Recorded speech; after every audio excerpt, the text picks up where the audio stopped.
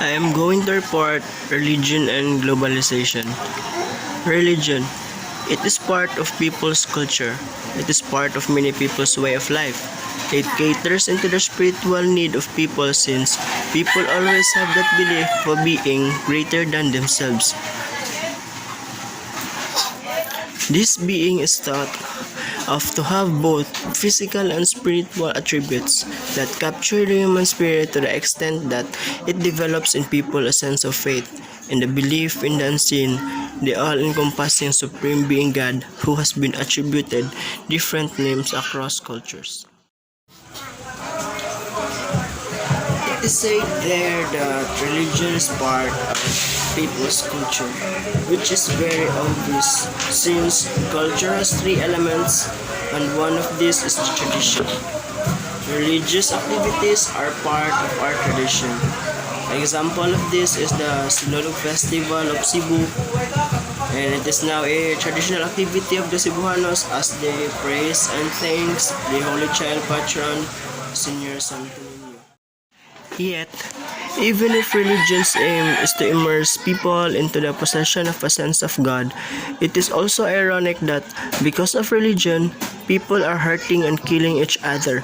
This was manifested in the crusades launched by the Catholic monarchs in the Middle Ages and the jihads by the Muslims when they feel that their culture and religion are attacked by external invaders.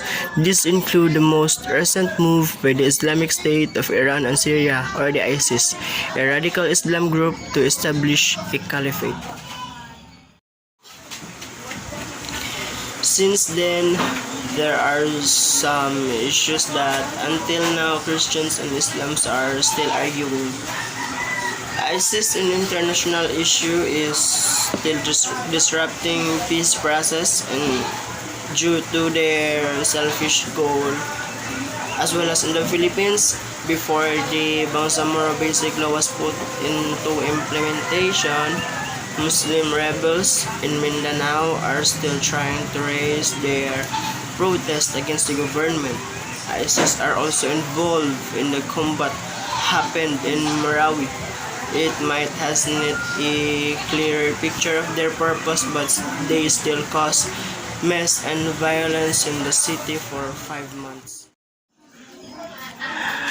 Those side things have greatly affected the lives of people at each particular moment of their history. Religion at present has taken a radical twist. In many countries in the world today, there is always the challenge of the secularization of religion. According to Grace Davy, secularization in the present world could be blatantly construed in the ambience of believing without belonging, simultaneous public flagging of religious beliefs that is not matched by religious project. People now have a choice between belief and non-belief, unlike those that lived during the times of Spanish colonization and the pre-World War II era, where people were necessitated always had the access to know and worship God.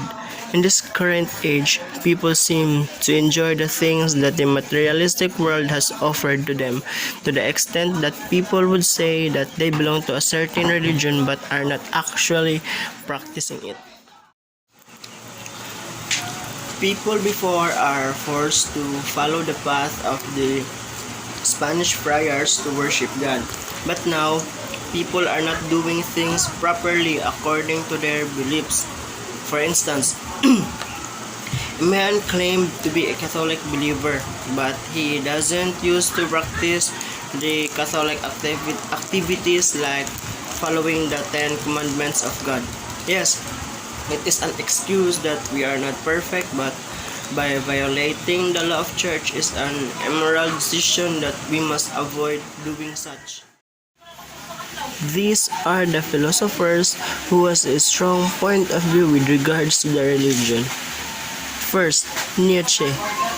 He has a strong assertion that God is dead, which comes as a result of his view of Christianity as a weak and slave morality, and his suggestion that man must transform himself into a Superman, where he can make the best out of himself. Next is Jean-Paul Sartre. his philosophy of existentialism that gives premium to human freedom. Man is cursed to make choices in life since existence precedes essence. The case of the Philippines. Religion as an end product of globalization.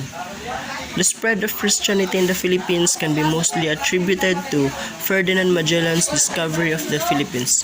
Magellan happened to discover the Philippines because of his mission to find new trade routes to the Spice Islands. This is what Anthony Reid referred to as the generative view of globalization. A rider on Magellan expedition had the mission to propagate the Christian faith to newfound territories, which later on became an efficient instrument for colonization.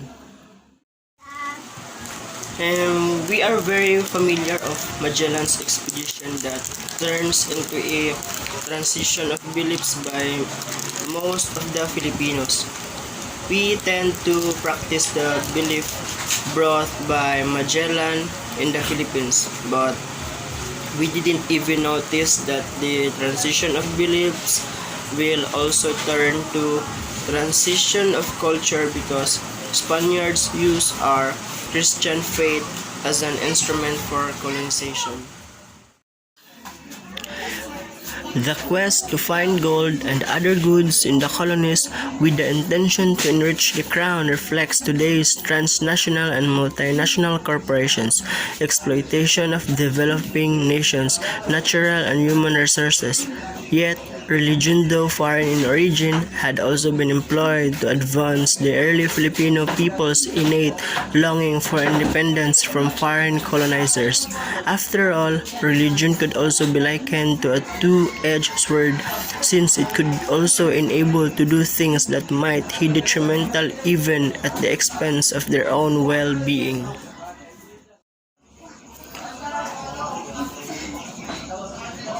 For instance, Apolinario de la Cruz, also known as Hermano Pule, make use of the early Filipino Catholic Passion. It is a native account of the life, death, and resurrection of Christ, to arouse native Filipino patriotism and their trust to transform their world in according to their terms, and thus enter into an independence movement that is inspired by native religious practices. Passion is a very popular activity by the Filipinos during Holy Week. It is a reenactment of the sacrifices and struggles of Jesus Christ before the assassination. This activity is one of our religious tradition that until now we are practicing, as we are inspired by the patriotic beliefs that this tradition somehow will abolish our sins. That's all, and thank you.